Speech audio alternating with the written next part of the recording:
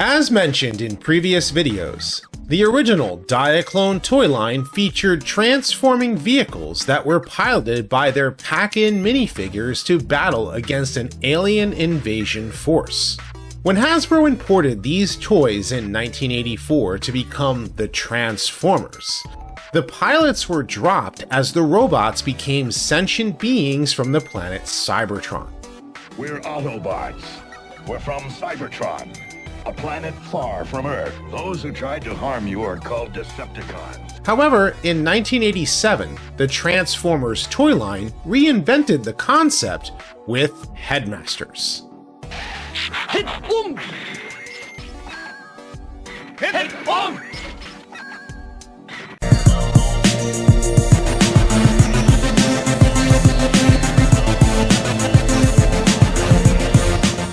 I'd like to thank my patrons and my channel members for your continued support. Consider becoming one, or purchase some merch. Links are in the description below. Taking inspiration from the Japanese anime Steel Jeeg, Headmasters are Transformers with removable heads that transformed into smaller action figures, and could pilot the larger Transformer in their alt mode. When the heads were attached to the figures, a meter would show a readout of the larger robot's power, which could correlate with their unpackaged tech specs. The initial lineup of Autobots consisted of the number-crunching Chrome Dome, the idea-filled Brainstorm, the snobbish Highbrow, and the stubborn Hardhead. Their leader was the peace-loving Fortress Maximus, whose head transformed into the Autobot Cerebros. The Decepticon savagely attacked with the vicious Weirdwolf, the teeth-grinding Skullcruncher, and the mystic hypnotist Mindwipe. In addition, their ranks included the Decepticon Horrorcons, the obnoxious Apeface, and the ill-tempered Snapdragon, whom not only transformed into beasts, but also attacked from the skies in jet mode. They are led by the manipulative Scorponok. As for their origins, it is completely dependent upon which side of the world you were on, as both Hasbro and Takara each took on a different take as to how the Headmasters came to be. In Hasbro's markets, the Headmasters had their heads transform into armored suits for a smaller life form to binary bond with, thereby sharing a mental connection. Let me guide your actions. Initially seen in the Marvel Comics 4-issue Headmasters miniseries, Fortress Maximus had grown weary of the never-ending battles of the Autobots and Decepticons, and led his squadron of Autobots to the planet Nebulos. Hoping to establish peace relations with the local humanoid population, the Autobots laid down their arms, and as a further act of peace, Fortress Maximus willingly removed his own head. Chrome Dome, Hardhead, Highbrow, and Brainstorm did so as well, which left their bodies deactivated. While the Nebulan councilman, Galen, attempted to reason with his people of the prospect of peace with the Cybertronians, the close-minded Lord Zarak saw the Autobots as evil. He then contacted the Decepticons led by Scorponok on Cybertron, who in turn brought his troops to Nebulos to attack. To fight off the Decepticons, Galen, along with the Nebulan volunteers, Stylor, Duros, Gort, and Arcana, underwent biomechanical surgery, which allowed them to transform into the heads of the Autobots. Upon their connection with a process known as binary bonding, the Autobot Headmasters quickly fought off the Decepticons. However, Scorponok struck a deal with Lord Zarak, as they quickly copied the Headmaster technology. The Nebulans Zarak, Grax, Vorath, Monzo, Spasma, and Krunk became Headmasters with Scorponok, Skullcruncher, Mindwipe, Weirdwolf, Apeface, and Snapdragon respectively. As the battles continued, these Autobots and Decepticons would eventually come to Earth and join their respective factions. In a battle against Scorponok, Galen was killed saving Spikewit Wiki, who in turn became the new head of Fortress Maximus. In the G1 cartoon's final US episode, the 3-part Rebirth, an Autobot ship was blasted into space following an accident with the plasma energy chamber. Crash landing on the planet Nebulos, the Autobots discovered this world was ruled by the tyrannical Lord Zarak and his council, the Hive. Coming into contact with a group of Nebulan rebels, who were green-skinned in the cartoon. Brainstorm came up with the idea to transform his fellow Autobots' heads into exosuits, and the Headmasters were born. And we're all Headmasters now, Prime! Watch! The Decepticons would soon copy this technology and became Headmasters and Target Masters along with the Hive. Those creeps swiping my idea! I'll sue! In the ensuing battles, RC teamed up with Daniel, and Spike transformed into the head of Cerebros, who in turn became the head of Fortress Maximus. Autobots!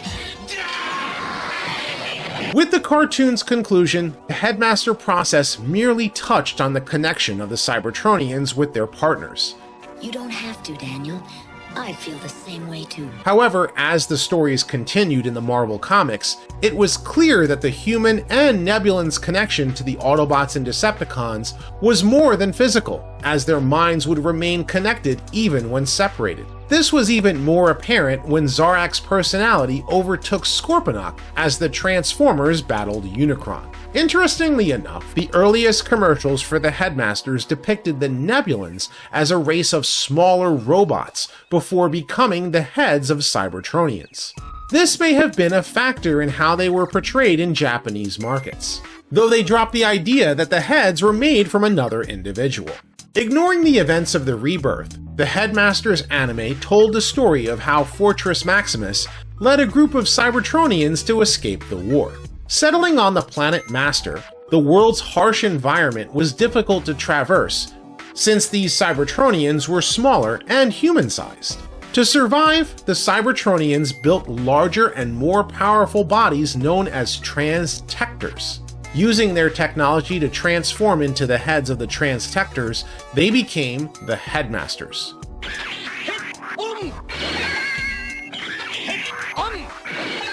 Joining up with the Autobots and Decepticons on Cybertron, the battles continued as Fortress Maximus led the Autobots against the forces of Scorponok. Taking cues from the play pattern of the toys, the Japanese series would see the various Headmasters switching heads with Transtectors, and depicted them as having additional abilities, such as energy manipulation and telepathy. In 1988, a second wave of Headmasters, known as Headmaster Juniors, were also released in both Hasbro's and Takara's markets. For Hasbro, the Autobots consisted of the no-nonsense detective Nightbeat, the kind and courageous Hosehead, and the overbearing loudmouth Siren. They battled the Decepticon Headmaster Juniors, which comprised of the violent foul-mouthed Fangry, the short-tempered Horrible, and the relentless saboteur Squeezeplay. While the Marvel Comics did explain that this second set of Headmasters at some point underwent the same binary bonding process, they were rarely seen utilizing this technology. However, in Takara's markets, the Headmaster Juniors saw humans being gifted with the power of the Master Force. Accessed using specialized bracelets, they too could transform into the heads of their own Transtectors. While the Decepticons were unchanged in color, the humans nicknamed Bullhorn, Cancer, and Wilder attacked with their Transtectors among the Decepticon ranks. The Autobots granted Shooter, Cab, and Minerva with Transtectors of their own, which were redecoed from Siren, Hosehead, and Nightbeat respectively. At the end of the series, these Transtectors took on lives of their own among their respective Autobot and Decepticon ranks. After G1 ended, the concept of Headmasters did make a few appearances throughout the Transformers franchise. The Japanese series Car Robots featured a redeco of Fortress Maximus known as Brave Maximus. When the series was imported into the US as Robots in Disguise in 2001, Brave Maximus was renamed Fortress Maximus, who was activated by his robotic partner, Cerebros. In the Unicron trilogy, a side-switching Transformer named Sideways not only utilized his own head, but could display which side he was on depending upon which Minicon was attached to him. The Autobot Overload's head was comprised of a Minicon as well. Even the mighty Omega Supreme revealed that his head was formed by a Minicon. While only mentioned briefly in Dreamwave's More Than Meets the Eye profile books, the Headmaster process was developed by using both Micromaster and Combiner technology, which allowed the organic beings of Nebulos to merge with their Cybertronian counterparts. Unfortunately, Dreamwave went out of business before any further stories were told. In the IDW comics, various forms of Headmasters were featured throughout the years. In the ancient years of Cybertron, Nexus Prime used the power of the Enigma of Combination to create beast forms for some Cybertronians' heads. In modern times, Scorponok had teamed up with an Earth organization known as Machination, which brought about the combination of humans that were biomechanically re-engineered into Headmasters with Transformers. Sunstreaker was forcibly turned into one as well, with the human Hunter Onion. The Machination would then clone Sunstreaker's body, making an army of Transtector-like bodies for their troops to pilot. This only furthered the connection back to Diaclone. In Transformers Animated, Henry Masterson created his own experimental Headmaster unit. Piloting this mech, Masterson would quite literally use it to remove the heads of Cybertronians and forcibly take control of their bodies. Prepare to be schooled, flamers! Despite his antics, the unit was eventually wrecked and Masterson was arrested. What was left of the unit was accidentally fused with a forklift and given life with an Allspark fragment as the Constructicon Dirt Boss. I got this Sheboygan right here! In Transformers The Last Knight, the Cybertronian butler, Cogman, was described in the film to be a Headmaster.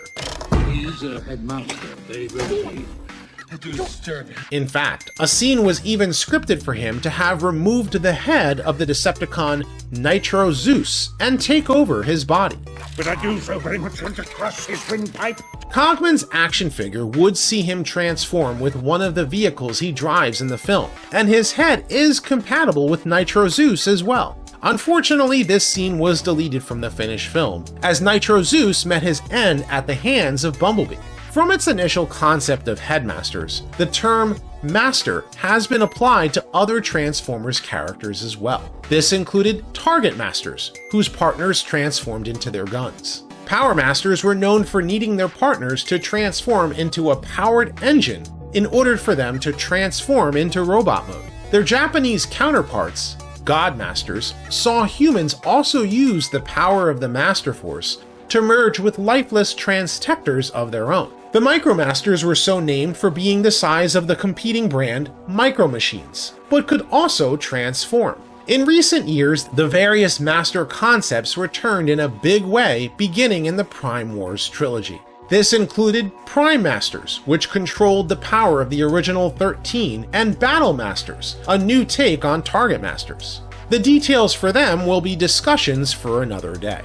Very well, Fracas, but this argument's not over yet. In the Titans Return toy line, Titan Masters were introduced as a new iteration of Headmasters, though being named for being ancient Cybertronians that would maintain the larger size Transformers known as Titans. Interestingly, these Titan Masters could connect to any Transformer in the toy line, as the promotional material stated they can grant them special abilities. In addition, the release of individual Titan Master figures also solved the problem in the event that a figure's head was lost. However, in the IDW comics, the few Titan Masters featured were shown to take control of the corpses of long-thought-dead Transformers, including Sentinel Prime and Alpha Trion. In the Titans Return animated series, Emissary was the single Titan Master seen in the show, who was meant to service Fortress Maximus.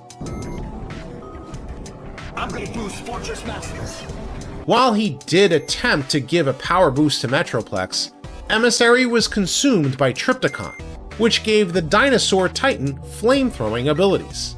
In the zany Takara Legends manga, many Cybertronians were forcibly converted into Headmasters themselves, and they even created larger Transtector bodies designed after their original forms. They also retooled and redecoed some of the figures to be more cartoon accurate. In 2020, Hasbro re-released a small number of Titans Return Headmasters with some of the retooling and deco changes similar to Takara. This retro-themed Walmart-exclusive set came packaged in G1-style boxes, including a space featuring the Headmaster's partner. While the origins of Headmasters have varied throughout the Transformers franchise, they did serve as an interesting way to bring the toys back to their roots. While they have varied in how they have been portrayed in fiction, whether the binary bond with a smaller being in a Transformer, or smaller Transformers that control larger bodies, each have their strengths and weaknesses. One thing is for certain, it's certainly better not to go through anything alone.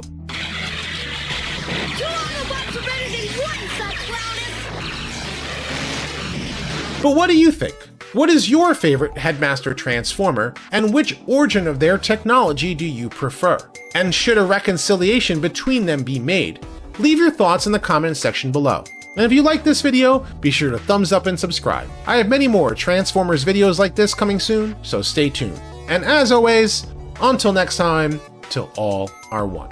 And I will rule the galaxy! We shall see, Galvatron. We